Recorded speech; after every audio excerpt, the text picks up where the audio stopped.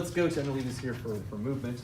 We got touch, taste, smell, which is your olfactory sense, by the way, and then movement. And I think we can do all of those pretty well. So we'll do probably touch and pain, and then take a break, and I'll do the other ones after. So, touch, sensation of touch. It's not touch.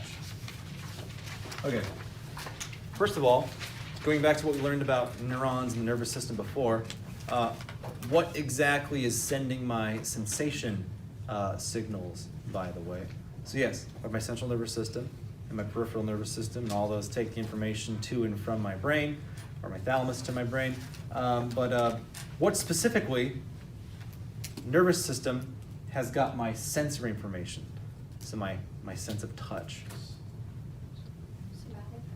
Yep, somatic, right, exactly. So talking about my somatic nervous system, here's some of my motor movement and my sensory neurons. So we're talking specifically about those sensory neurons. So this is actually, what I'm going to explain is a little bit different than notes, so you might want to actually change your notes, because they have an updated model which is much better than a year or two ago when I initially made these. So I had to go beyond like that initial textbook that they provided, was it Myers, to do this. So touch, there's basically 3 types of touch you can sense. There is temperature. So you're feeling the heat of the cold, pressure itself, or pain itself. And the pain can be felt either way. If something's too hot or too cold, it actually hurts. Although what's funny is your brain can't really differentiate between the two. So a burn from heat is going to hurt the same way that a burn from cold is going to hurt, because it's the same pain signal. All right, but obviously the damage will be different. And then pressure, of course, is just like whether something's touching you or not. And then if you press harder, obviously you're more likely to experience the pain. So the question is, why do some temperatures and some pressures not cause pain? Like if I touch my skin, or it's 68 degrees, I'm not like, at least me anyway, I'm not like, oh, I'm freezing, or I'm on fire. Or and if you just like shake someone's hand at a normal grip, I can feel it, but it doesn't hurt. But if I squeeze it real hard, it does hurt. So why is that? That's the real question here. And you won't be able to know from the notes, by the way, so I'll just tell you this one. So all of my sense info, whether it's temperature or pressure, and then it's interpreted as either pain or not pain, it's because of a theory called gate theory or gate control theory. That is, but the model's different. At least I think it is. Because when I got this from the Myers textbook a couple years ago, it was a model that was, I don't know, it was underdeveloped, because now there's many better models. It makes more sense now, at least to me, so hopefully it does to you too. So, and I kind of wondered this myself. I was like, well, why did some things, like where's the threshold where your body goes, ouch, as opposed to, all right, that's good. Right, because it's the same thing. Like, again, that doesn't hurt, but if I really squeeze it, then it does hurt. And if I grab a mug that's 90 degrees, it's a little warm, but it's not going to scald me. It's 140 degrees, it hurts. Like there's pain, or 170 or whatever, it could burn me. So like, how does my body differentiate? So gate control theory is actually how it does this. So you actually have 2 types of neurons that feel these. And one is going to be oriented towards pain, and one's oriented towards just feeling it in general. So you have what I'll call them, the symbols, by the way, is this in the ET set. For this type of neuron, this one's C. But I'll label them for you so they're more memorable.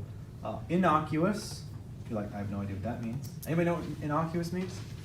Like harmless. Harmless, exactly. Harmless. All right, so like if a dog walks up to you and it's just like happy to see you and wagging its tail and you pet it, it's innocuous, not harmful. It's just there. It could be good, it could be not good, whatever. It's not going to harm you. A dog comes up though, and it's like foaming at the mouth, and it's like biting at you, and it's like it wants to attack you. That would not be innocuous, right? That'd be threatening. So that would be what you call noxious. Potentially threatening or damaging, at the very least irritating. All right. So innocuous, it's just there. Good, bad, I don't know, but it's just there. Noxious, threatening, damaging, uncomfortable, whatever it might be. All right. So when I experience something touches me, whatever it might be, most of the time, this is the pathway that my sensory neurons communicate to my brain. So if I get a signal this way, is it going to be painful? No, this is just something's touching you right here, or wherever you're being touched. All right, so this is the norm essentially. All right, and both of these, by the way, share the same pathway. So let's say again, I'm just being touched normally.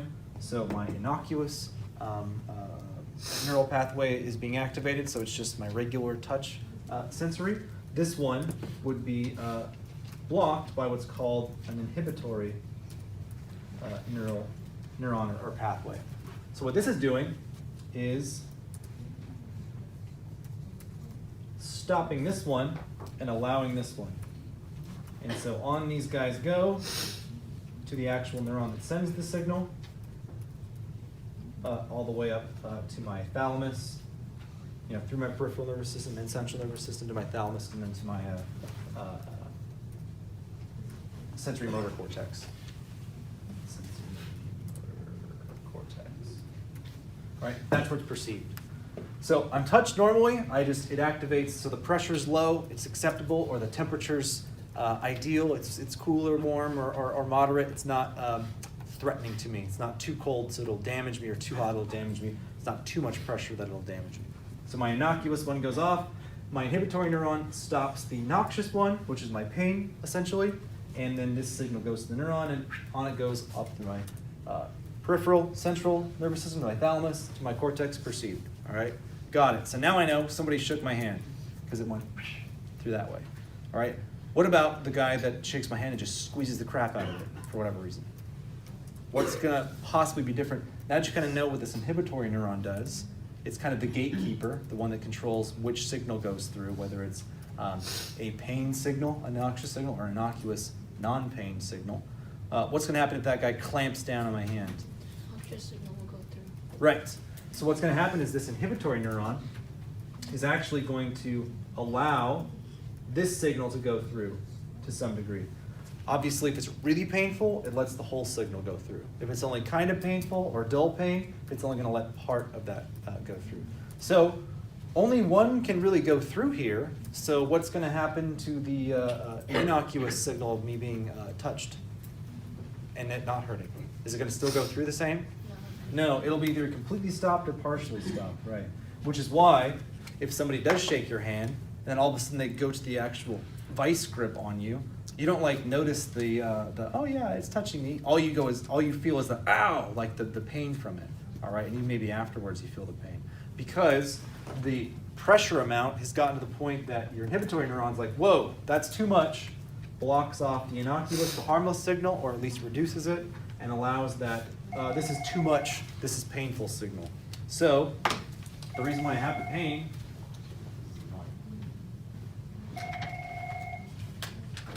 Morgan.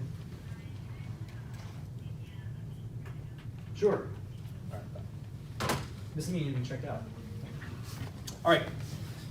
So again, if I experience a temperature that's too hot or too cold, or a pressure that's too high to the point that it could be damaging, the inhibitory neuron stops the innocuous or reduces it and allows either fully or partially the noxious so that I get that signal for pain.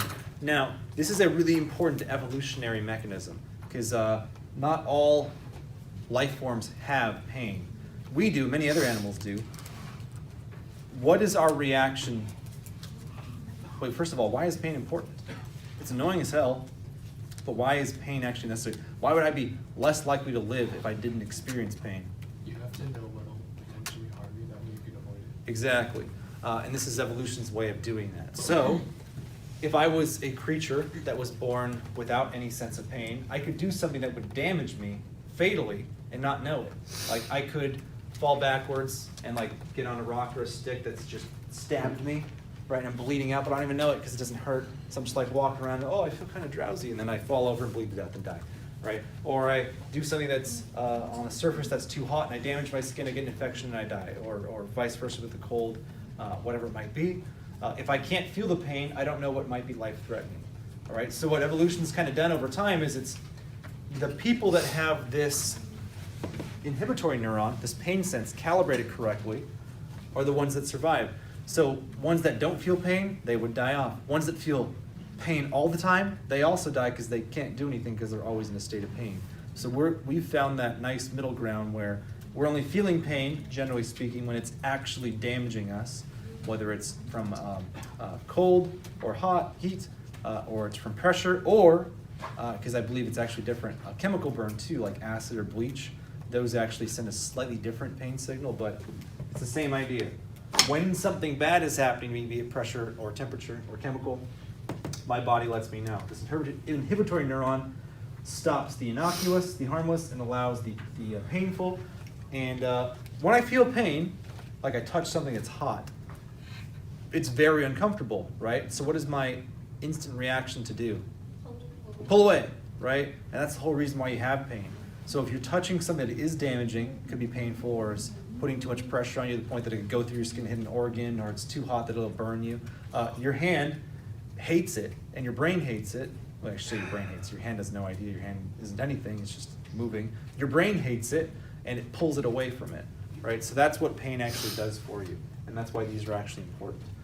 So there are some conditions, like I think MS and others, where people's neurons deteriorate and they lose the ability to inhibit the pain signal. So all they're getting all the time is just the pain signal. Or their pain signals respond inappropriately, where sometimes they're going off, or they're letting part of the pain signal through all the time, right? So I've got like this dull, constant pain that just doesn't go away and makes my life miserable. So you can actually have disorders where these neurons aren't working properly, or they deteriorate, and you're always feeling pain, or you feel a dull pain, or you feel pain differently. So all these things can happen. It's just really rare that it does. All right. That's what gate control theory is. So again, you feel things. There's the harmless. There it is. I feel it. And then there's the, oh, now it hurts because it's likely going to damage me. And this inhibitory neuron is the one that decides which signal or how intensely the signal goes through. So does that sort of make sense? Why'd they give it the name gatekeeper? I don't know, it's like a gate. It opens and closes. Who's the gatekeeper? The neural inhibitor. Yeah, the inhibitory neuron, right? The neural inhibitor. Inhibit, by the way, means stop. So this is the one that can stop or partially stop one signal or the other. All right. Do we understand touch and pain then? Okay, cool. Take a break. So that was touch and pain. All right.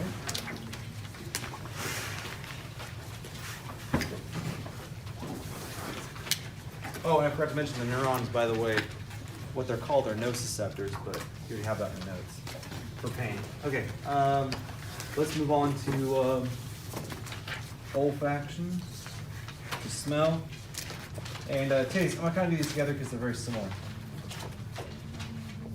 They both operate in the same way in that they are activated by a certain chemical, which is why certain foods and things taste certain ways, and in different combinations, and that's how you experience kind of both of them a little bit differently, but somewhat similarly.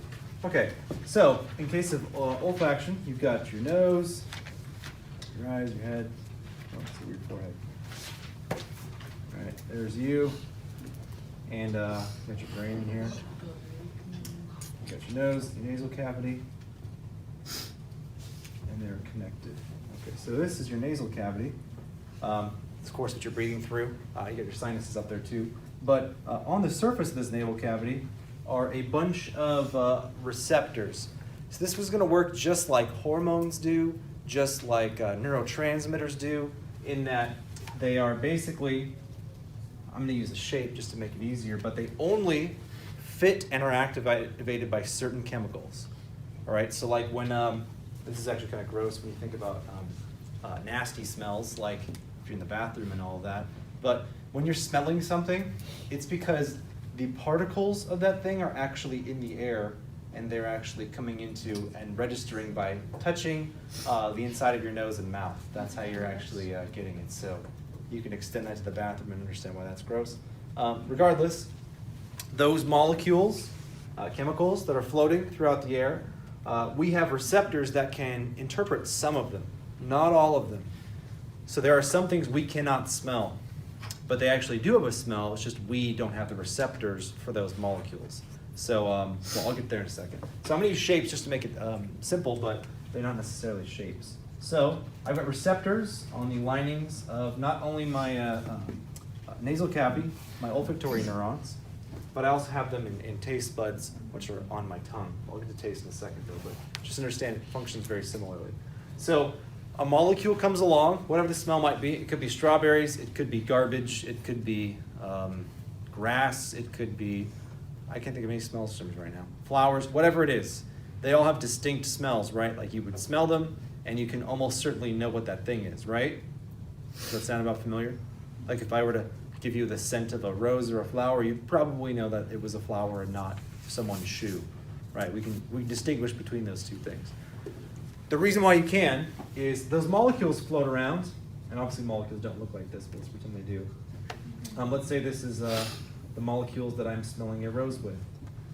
What they do is they float around in your nasal cavity or for taste in your mouth, gross, and they either align with and activate those receptors and tell your brain, hey, this is that thing, this is that smell, or they hit one that doesn't align with, and what happens here?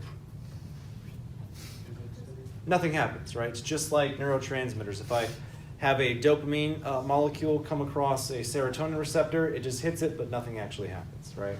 So nothing happens in that case. So I've got receptors in there, and what they do is when they attach or activated by the molecule, they send the signal through my olfactory neurons to my olfactory bulb. All right, and that sends the signal to my limbic system. And that also deals with memory, by the way, which is why smell is so directly up to your limbic system, is the sense that is most characteristically linked with memory. So I can give you a smell, and you'll likely come up with an image or something that you associate it with memory. And I've experienced this myself. There's this, my great-grandma passed away when I was like 10, so it's been decades at this point, at least 2. And every once in a while, she had a very, very distinct perfume. I've only smelled it on ladies that were around her age. Nonetheless, it's very distinct. I've only smelled it a couple times in my life. But occasionally, I'll go somewhere. Last time I was at a museum in San Francisco a few years ago, some lady was wearing the exact same perfume. And I'm walking around, and that smell enters my nose, and boom, I'm like instantly taken back to like my great-grandma's house, and I instantly think of it.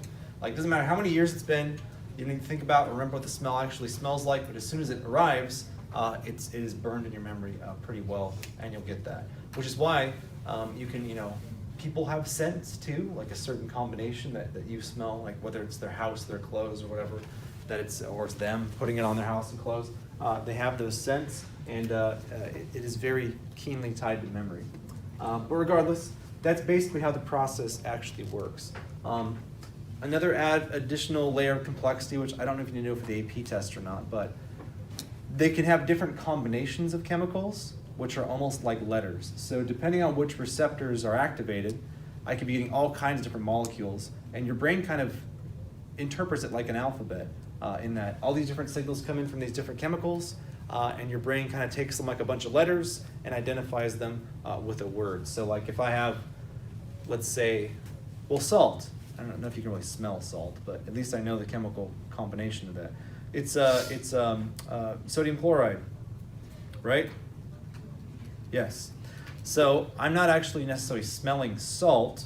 What I'm getting is the signal for the sodium and the signal for the chlorine, and they're put together to make that combination, which is kind of like a word, and then my brain is identifying that as the smell for salt. All right, so that's kind of how it works. I don't know if you need to know that for the AP test, but just know that's actually how it works, because it's not like roses have a specific molecule that has a specific scent. Your body's actually picking up different molecules, and the combination of them, it identifies with a certain smell. All right, because we are all composed of the same molecules, as you guys know, in elements. It's just in different combinations. So depending on that combination that is activated in your olfactory bulbs, or olfactory neurons in the olfactory bulb, your brain will identify what it is you're smelling. It's like, oh, it's these molecules, just like for letters in a word, therefore it's this thing, all right? But again, I don't know if you know that. As long as you understand this, though, that these molecules float through the air, they enter your nasal cavity, and they activate certain olfactory neurons, That goes through the olfactory bulb to your limbic system, and then your brain identifies it. Okay? How come we have, for the most part, human beings, we commonly agree certain things smell good and certain things smell bad? There is some variance, I realize, but for the most part, not many people like the smell of rotting garbage or bathrooms. Most people aren't like, I just love that smell. Why is that? It's like an evolution thing because people that thought it smelled good, they died. Exactly, right? They didn't avoid those things, right? It's like a disgust reaction. You smell something bad, we all do the same, we pull back. We, for the most part, agree on things that generally smell bad because those are generally dangerous. Like the reason why the trash and the bathroom stuff smells bad is because it's just got a bunch of pathogens and bacteria that would, if we ingested them or got them on our food or hands and wash our hands, it could potentially kill us, and in the past it has. So people that did not like those smells or tastes stayed away from those things and lived, and the ones that did not have that displeasure with that smell or that taste, they kept around the thing, and it likely killed them off and stopped them from spreading their offspring. So the actual receptors we get and our perception of those receptors are largely evolutionarily passed on. There is variance, though. There are people that weirdly like smells that most people consider bad or dislike smells that we consider good, but for the most part, you can generally categorize smells among humans pretty well, and there's a good evolutionary explanation for that. All right, cool. So any questions about how this works? You'll find that a lot of the mechanisms in the body have to deal with receiving forms of molecules and being activated by them or not. That's kind of how our brains work. It's kind of like a computer. It's like an input thing. It's like there's no input, then the right thing shows up, and it's like, oh, here's that thing. And then we sense it, and then experience it. All right, that smell. Any questions about smell? Let me ask you this. Why can dogs smell more things than humans? Because they can, by the way. That's how they can track you by smell, but you can't track them by smell. Do they have more receptors? They do. So first of all, they have more receptors. So let's say this is the receptor again for, like, I don't know, sodium or whatever. We both have them, but dogs just have way more of them. So if there's only a few molecules in the air, maybe they never hit our receptors for that, but dogs have way more. So the chances of them hitting a receptor higher or lower for dogs? Higher, right. So they need a much smaller amount of a smell or particles to actually smell it than we do because they have way more receptors. Okay, fair enough. That's why they can smell more intensely than we can. They can track people's smells because as you walk around, you're actually leaving particles of your scent that we humans don't have enough receptors to distinguish, but dogs do. Dogs and other animals, though, there's some things they can smell and taste that we can't at all, regardless of the amount of receptors. What's going on there? They just have receptors for chemicals that we don't. Exactly. So we don't even have a receptor for those types of chemicals at all. So like if we only had these three receptor shapes, they're basically experiencing a smell that's like, I don't know, like a trapezoid or something. It's like, we can't smell that because we have no receptors that receive that. But dogs do, so they have a scent for it. Whether they like it or not, or what it's like, who knows? But that's how it's actually going to work. By the way, where do I determine if a smell is good or bad or enjoyable or unenjoyable? Do I determine that here at the receptor level? Where am I determining that? Yeah, that's your perception, right? Here is where that's being determined, right? So activates olfactory neurons, go through the bulb, the limbic system, and that's where you are going to be perceiving. Okay, taste is almost identical as far as the mechanisms. So instead of dealing with olfactory neurons and olfactory bulbs, I'm dealing with taste buds. So on your tongue, you actually have a bunch of little taste buds with pores in it, and they have similar receptors to this. But so far as we know, there's only 5 types of taste receptors. All right, and the degree at which you experience these, like some people can't stand these tastes because they're too intense or they barely taste them at all, depends on how many of those receptors you have. So there's 5 kinds. There's receptors for sour, for bitter, for salty, for sweet, and the one nobody ever gets, umami. That one is like an earthy flavor, like if you have sprouts or something that's very green, that's the kind of umami flavor that goes along with it. Most people know the other 4 though. So basically, if you zoom in on a taste bud and the pores inside of it, you have these receptors for these 5 flavors, all right? And depending on what it is, it fits in that slot, and the exact same process occurs. It fires off or initiates that neural impulse, and it goes on up into your brain, all right? So it's the exact same issue. So depending on what receptors I have and how many of them, I might be really sensitive to a certain type of flavor or not very sensitive to it. Whether I like it or not is my perception, but how intensely I experience it, that's really going to determine how many receptors I have. So me, for example, I'm super, super sensitive to sour, and I'm super sensitive to sweet. I'm not very sensitive to the other ones, or at least not nearly as much. So like if I have, for example, one of the my favorite things to have when I was a kid was those, damn it, what are they called? Warheads. You know what I'm talking about? Yeah. Yeah. So that's like both. So for me, I really like those because I get the sour. I'd be like, ooh, that's really sour for a little second. I got it really intensely. And then I would get the sweet, which I also experience very intensely. So like, I don't just love eating sour things all the time, but I do enjoy it temporarily, and I really like sweet foods. So my wife always makes fun of me because almost all my foods are sweets, although I'm changing that. But they've pretty much always been those categories. My wife's different though. She likes sweets, I suppose, but not nearly as much as I do. She really likes the umami flavor stuff, so she likes things that are earthy, whereas I don't quite as much like those. Like she likes sprouts and greens, and I don't like vegetables because that's mostly what the umami flavor is, and I don't like it. So I like fruits though because they're sweet, and I actually do like salty, but I don't think I'm sensitive to it. But yeah, that's what's going on. So again, you eat the food, and those particles are touching your tongue. They go into the pores, and they are activating these receptors. So if I'm eating something sour, obviously it's going to activate my sour receptors, and my body goes, whoo, that is sour. Or if it's an earthy thing, umami flavored, it's going to activate those receptors, and that's how my brain interprets it. One thing I will say about taste that makes it a little different is it's not purely this. Because actually, if you're eating something, smell has to do with your perception of that thing as well. So I could be eating something that smells bad but tastes good. Anybody ever experienced that? I have. I've had that with like certain types of cheese, where I'm like, I'll smell like, oh, and then when I actually have it on something, I was like, oh, it's actually pretty good. They actually intermingle a bit.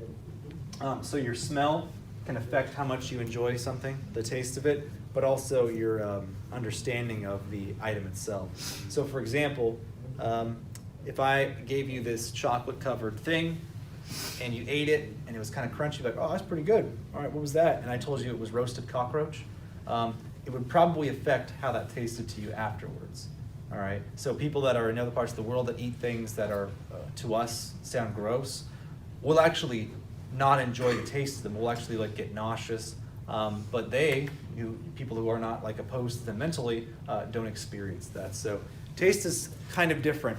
It's not just taste entirely, although it is definitely a major element, but smell is incorporated with your perception of taste, as well as your knowledge of the item that you're eating.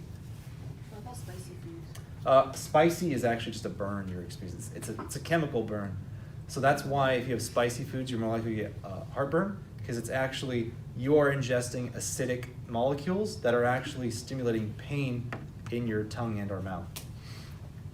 So, yeah. So spicy is not a taste? No, it's not a flavor, it's a sensation. It's technically a chemical burn. You're experiencing acidity. So some people like it, it's more mild. Some people like me, I can't stand it, just ruins everything I'm eating. But it's something that's actually spicy and it lingers. I'm just like, and I can't even enjoy what I'm eating. I've had a couple things that are mild that it kind of enhances the flavor a little bit, but it's not itself a perceived taste. You're actually experiencing the pain of a chemical burn. So try using that with your parents. Like, Mom, can you pass the chemical burn sauce? And just things like that. See what they do. But anyways, any questions about taste? All right, cool. So they do function quite similarly. Hopefully you realize that. Different chemicals activate different neurons, and that's how you experience the flavors. Okay, last one. is movement, kinesthesia, vestibular sense. This one's pretty easy too because it's very much like hearing. It's in your ear. Vestibular sense or kinesthesia is your sense of balance and body control. So that's why we don't really call it a sense, but it is definitely important, and it is something you experience, so you could, I guess, call it a sense. All of the other senses are you external stimuli coming in and you're interpreting it. The difference here is with vestibular sense, it's not external stimuli, it's actually you sensing yourself. All right, so for vision, audition, olfaction, taste, and touch, while I can perceive them with my own brain, if they're actually being stimulated, it's because something on the outside is touching me, or molecules are coming into my mouth and nose and I'm picking up on them, or sound waves or light waves are coming in and my body's picking on all of them up. So that's what makes those 5 senses common. Vestibular is different though. Is there any external light source or molecule that determines my balance sense? So I know I'm standing upright, correct? If you turned the lights off, would I all of a sudden be like, oh, and then fall over? No. If you yelled something at me, well, I guess you could like scare me potentially, but if you just use different frequencies, would I all of a sudden feel out of balance and fall over? No. If you put a different smell or taste, I realize I can get nauseous and things if you give me something gross, but for the most part, you can't give me an item of food or a smell and then make me feel off balance, correct? Can you, you could push me over, I would say, but could you stimulate me via touch and make me feel like I'm dizzy and gonna fall over? No. So nothing external makes me feel dizzy, correct? As far as you know. You can actually, by the way, trick your vision to make you feel dizzy. Like you can watch things that spin and all that, and you'll feel dizzy. That's just your perception. But my actual body sense, so far as if I'm upright or not, if I'm standing up straight, if I'm laying down, that I don't need external stimuli for that. I'm actually gauging my own body in that case. So the way it works is it's actually part of your ear, your inner ear. These are called vestibular sacs. All right, and they function just like a cochlea in that they've got fluid in them. Oops. Okay. The way my body knows if I'm upright or not, if I'm balanced or not, if I'm laying down, if I'm standing up straight, if I'm sitting, if I'm crouched over, I can actually sense that, right? So like if somebody does come and push me from the back, why do I usually not fall? So they push me, what does my body automatically do?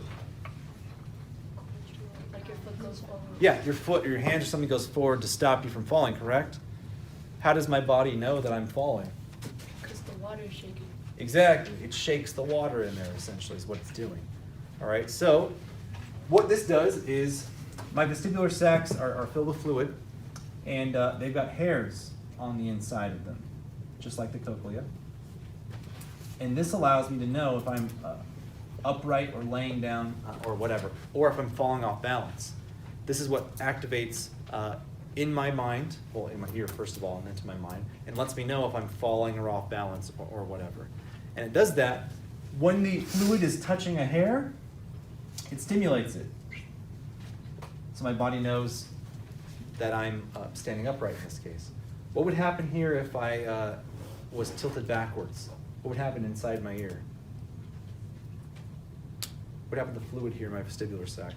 The fluid would move backwards, like in accordance with what you're. Yeah, well, it would do both. It would go forwards and backwards. So if I zoom in on one ventricle here, I'm going to zoom in like on this part right here. So if I zoomed in, and there's all the hairs here, and I got my fluid. This is me standing up straight, all right? What if I laid down? What would happen? It goes this way. Yeah, it would go this way, right? So what would happen is the fluid would shift, and it would be, if you can imagine flipping this, it would turn into something like this. That's me laying perfectly flat, perpendicular. So the reason why I know that is which hairs are being stimulated. So if all these are being stimulated, none of these are being stimulated, my brain automatically knows that I'm like this. All right, if I stand straight up, and the fluid's like this, and these are all stimulated, and these are all stimulated, and these aren't, my body knows I'm standing straight up. If I tilt just a little bit forward, the fluid's going to go like this.